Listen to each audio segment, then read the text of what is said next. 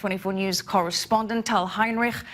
Tal, it's complex. There are a number of corruption cases against Netanyahu. Which one is this one? We're talking about case 4000, known as the Bezeq case. Bezeq is basically the AT&T of Israel, a giant telecommunications company.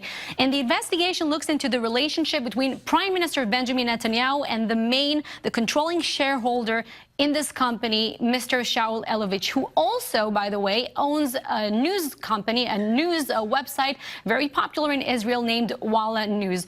So police believe that Prime Minister Netanyahu acted to benefit this company, Bezeq, the AT&T of Israel, and this in exchange for more favorable, a more positive coverage for him and his family on the Walla News website. And as you mentioned, the last 24 hours, Michelle, in this case have been very critical, with Shlomo Philiber, the suspended Communications Ministry Director General, reportedly serving as state witness to save himself in the case. So Netanyahu trying to ensure good press for himself and for his family. Now what's interesting, Tal, is that all of these corruption scandals, none of them have been able to stick. The Israeli public still has supported Netanyahu in the grand scheme of things, in the big picture. What is the reaction to this case now?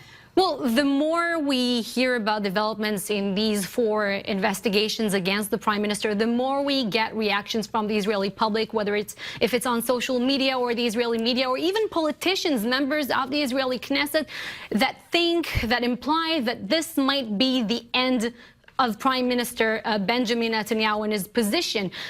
If we talked a week ago, Michelle, you and I, about the fact that the coalition and the Likud party of Netanyahu is very much behind him, supporting him, even this support is being shattered today. As we see Oren Chazan, a member of Knesset, a very prominent and vocal one, he said that he believes that he expects Netanyahu to step aside. Here's what he said: if an indictment is filed against the Prime Minister, he would have to take a leave of absence, during which he will clear his name. If he comes out not guilty, he will return to his seat. If not, he will leave and pay the price. Miki Zohar, a different member of the Likud party, he, unlike Oren Chazan, still very much supportive of Netanyahu. He compared the attacks on Netanyahu to Yitzhak Rabin's assassination. He said what is being done to him is everything but taking his life. What we are now witnessing today is the political assassination of a prime minister, which includes political persecution.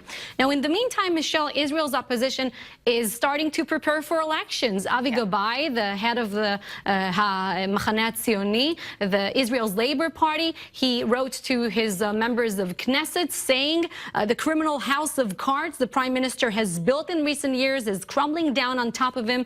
And other ministers also from the Likud party, for example, Miri Regev, Culture and Sports Minister, she reacted sarcastically. She said there are serious suspicions against a kindergarten teacher who apparently gave Netanyahu an additional cookie at the kindergarten's graduation celebration. Well, that's also a reaction. Downplaying it. And what's interesting, Tal, is that the Israeli people tend to prioritize national security above everything else, and that's probably why Netanyahu's managed to survive politically. We'll see how this one plays out. And we also see in the polls, by the way, conducted by Israeli media, the Likud party, if elections were to be held today, or as last week, the Likud party still coming in first. Right. Tal, I'm sure you will have an update on this for us tomorrow. Thanks as always. 4,000 updates. 4,000 updates. All right.